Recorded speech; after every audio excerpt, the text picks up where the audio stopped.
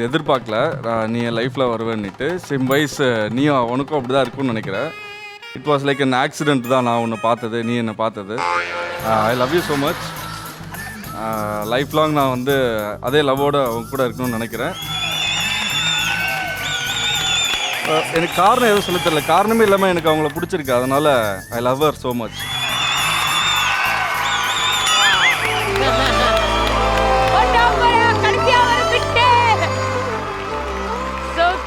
ஒன்றும் பிரச்சனை இல்லை. அவர் லவ் யூ சொல்லிட்டாரு, நீ எதுவும் ரிட்டர்னுக்கு எதுவும் சொல்கிற மாதிரி இருக்கீங்களா அக்ஷயா? எப்படி?